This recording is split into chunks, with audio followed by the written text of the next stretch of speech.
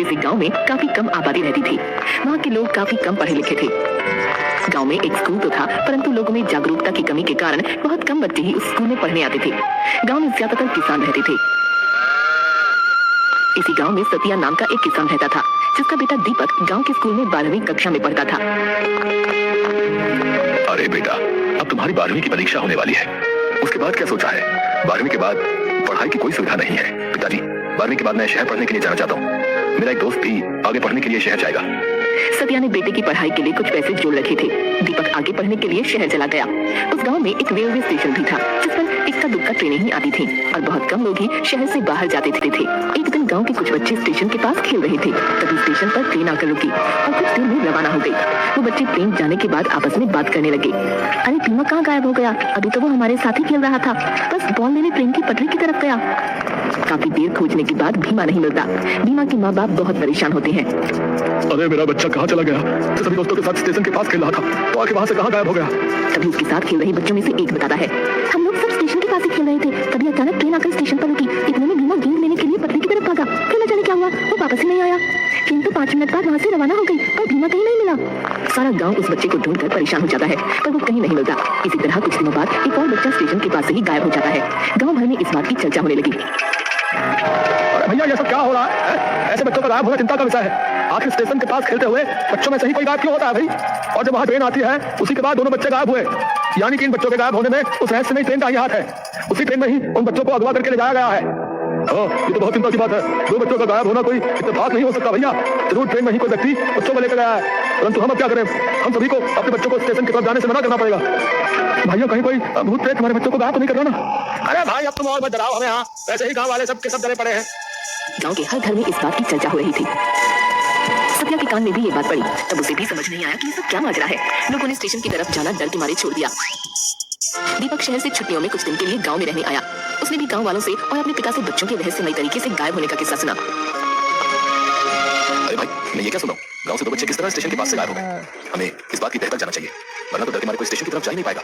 हाँ भाई, हमें जरूर कुछ करना चाहिए, लेकिन कुछ लोग इसे भूत प्रेत का सहारा भी बता रहे हैं। क्या यार, तू भी पढ़ा लिखा होकर किन बातों में विश्वास कर रहा है? माजरा कुछ और है। 2 बच्चों में से एक बच्चा मेरे दोस्त का छोटा भाई था। उन लोगों का तो मुझसे देखा नहीं गया। कुछ दिनों बाद ही स्टेशन से कुछ दूर खेत में कुछ बच्चे खेल रहे थे, उसमें से भी एक बच्चा उसी तरह गायब हो गया, और वो भी बिल्कुल ट्रेन के स्टेशन आने के समय के आसपास ही। अब तो गांव वालों को चिंता सताने लगी। सभी ने बैठकर ये तय किया, अब तो हमें इस बारे में कुछ ना कुछ करना पड़ेगा भैया, वरना हमारे गाँव से बच्चे इसी तरह गायब होते रहेंगे। आखिर ट्रेन आने के समय पर ही बच्चे गायब क्यों होते हैं? हमें इस बात का पता लगाना ही पड़ेगा। दीपक, तुम पढ़े लिखे हो और समझदार भी हो, तुम अपने दोस्त के साथ मिलकर इस काम में हमारी मदद कर सकते हो। दीपक और उसका दोस्त काफी सोच विचार करते हैं और एक प्लान बनाते हैं। इस बात का पता लगाने के लिए हमें उस रहस्यमय ट्रेन पर ही नजर रखनी होगी। जब भी बच्चे गायब हुए हैं, वो समय लगभग वही होता है जब ट्रेन स्टेशन पर आती है। हमें छुपकर ट्रेन पर आने जाने वालों पर नजर रखनी होगी। हाँ, ये ठीक कर रहे हो। हम गाँव वालों की मदद लेकर ऐसा कुछ प्लान बनाएंगे जिससे कि हम असली गुनहगार को पकड़ सकें।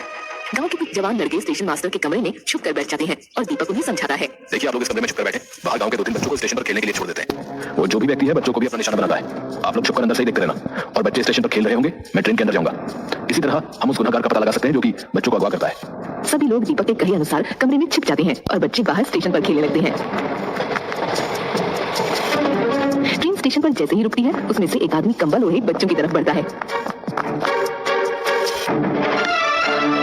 अरे बच्चों, क्या खेल रहे हो?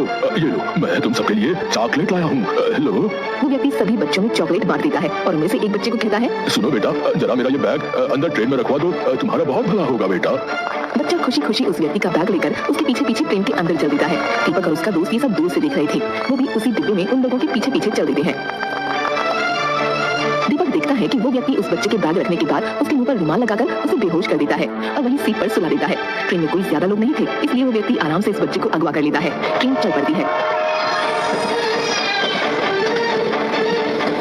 दीपक भी उसी डिब्बे में बैठा उन पर नजर रख रहा था। दीपक अपने दोस्त से कहता है, मुझे लगता है ये व्यक्ति इस बच्चे को अगवा करके ले जा रहा है, परंतु ये ऐसा क्यों कर रहा है? मुझे चुपचाप इस पर नजर रखनी होगी, तभी मैं इसे रंगे हाथों पकड़ पाऊंगा। लगभग 2 घंटे के बाद एक स्टेशन पर वो व्यक्ति उस बच्चे को लेकर उतरता है और दीपक भी उसी के पीछे उतर जाता है। सामने से एक व्यक्ति आता है और उस किडनैपर से कहता है, अरे वाह भैया, एक और मुर्गा ले आए, ये तो बहुत अच्छा धंधा है। तुम उस गांव में जब भी जाते हो, तुम्हारे हाथ एक ना एक बच्चा लगी जाता है, और फिर हम उसे अच्छे खासे दामों में बेचकर मजा करते हैं। हाँ भाई, उस गांव में तो इतने बेवकूफ लोग रहते हैं कि कोई भी आज तक मुझे पकड़ नहीं पाया। हाँ, हमने वहां से 4-5 बच्चे चुरा लिए और उन्हें अच्छे दामों में शहर के भिखारी गैंग को बेच दिया, परंतु हम आज तक पकड़े नहीं गए। हमें इन लोगों का पीछा करना होगा, ताकि हमें पता चल सके कि आखिर इन बच्चों को अगवा करके ये कहाँ लेकर जा रहा है। तभी हम इसे रंगे हाथों पकड़वा सकते हैं। हाँ, हमें बड़ी सावधानी से इन लोगों का पीछा करना होगा। हो सकता है हमें वहाँ अपने गांव से अगवा हुए बच्चे भी मिल जाएं।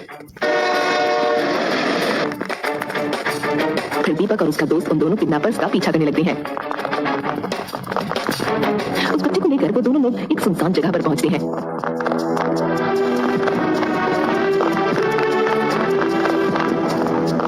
दीपक और उसका दोस्त बहुत सावधानी से उन लोगों का पीछा करते रहते हैं। तभी वो लोग एक बड़े से कमरे में दाखिल होते हैं। सामने बैठा एक व्यक्ति किडनैपर से पूछता है, आ गए तुम लोग एक नया शिकार लेकर। अब तो हमारे पास बहुत से बच्चे हो गए हैं जिनसे रोजाना भीख मंगवाकर हमारे पास बहुत माल इकट्ठा हो जाता है। सामने का नजारा देखकर दीपक और उसके दोस्त के होश उड़ जाते हैं। वहाँ बहुत सारे बच्चे जमा थे जिनके हाथ पैर टूटे थे। दीपक और उसका दोस्त चुपचाप बाहर आ जाते हैं। ये लोग तो बहुत जालिम और खतरनाक लोग हैं। इन्होंने इतने मासूम बच्चों को किस तरह मार मार कर अधमरा किया हुआ है और अपने फायदे के लिए उनसे भीख मंगवाते हैं। परंतु ये बहुत खतरनाक लोग हैं। हमें इन्हें पकड़ने के लिए पुलिस की मदद लेनी होगी। हाँ दीपक, तुम ठीक कह रहे हो। इन मासूम बच्चों की जान बचाने के लिए हमें इन जालिमों को रंगे हाथों पकड़ना ही होगा और ये काम हम दोनों अकेले नहीं कर सकते। हम लोग कल पुलिस के साथ प्लान बनाकर इन्हें रंगे हाथों पकड़वाएंगे और इन मासूम बच्चों को इस नक से आजादी दिलवाएंगे। दीपक अगले ही दिन वहाँ के थाने में जाकर पुलिस इंस्पेक्टर को सारी बात बताता है कि किस तरह वो लोग बच्चों को अगवा कर इस धंधे में लगा देते हैं। हम आप लोगों की बहादुरी और जज्बे की दाद देते हैं। आप लोगों ने इतनी हिम्मत करके और अपनी जान जोखिम में डालकर इन लोगों का भांडा फोड़ दिया। अब आपको चिंता करने की ना कोई जरूरत नहीं है। कल हम लोग आपके साथ चलकर उन्हें रंगे हाथों पकड़ के उन्हें जेल में डाल देंगे। अगले ही दिन पुलिस इंस्पेक्टर और बहुत से पुलिस कर्मचारी दीपक और उसके दोस्त के साथ उसी जगह पर जाते हैं और चारों तरफ से उस जगह को घेर अपराधी पुलिस द्वारा हिरासत में ले लिए गए। अरे तुम लोग कौन हो हैं? और इन बच्चों को अगवा क्यों करते हो? जल्दी से बताओ। पुलिस की मार खाने के बाद वो दोनों किडनैपर सारा सच उगल देते हैं। हम लोग गांव से बच्चों को चुराकर शहर में भिखारी गैंग को बेच देते थे। हमें इन बच्चों को बेचने पर अच्छी खासी रकम मिलती थी। वे लोग इन बच्चों के हाथ पैर तोड़कर इनसे भीख मंगवाते थे।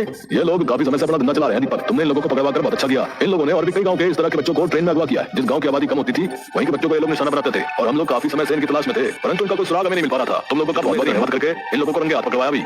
ये तो हमारा फर्ज था इंस्पेक्टर साहब। ऐसे लोगों को तो सलाखों के पीछे ही होना चाहिए। इन्होंने न जाने कितने घरों के बच्चों को उनके माँ बाप से जुदा करके अपने फायदे के लिए बेच दिया। पुलिस उन गुनहगारों को जेल में डाल देती है और सभी अगवा हुए बच्चों को आजादी दिलवा देती है। दीपक अपने गांव के चारों बच्चों को वहां देखकर बहुत खुश होता है। देखो भीमा, अब बाकी बच्चे हमें मिल गए हैं। अब हम इन्हें गांव वापस ले जाकर आपसे इन्हें मिलवाएंगे तो वो लोग कितने खुश होंगे। दीपक और उसका दोस्त उन बच्चों को वहां से छुड़वाकर गांव वापस ले आते हैं। गांव वाले अपने बच्चों को जिंदा वापस देखकर बहुत खुश होते हैं और दीपक और उसके दोस्त का शुक्रिया अदा करते हैं। इस तरह दीपक और उसके दोस्त ने समझदारी और हिम्मत से काम लेते हुए इन लोगों को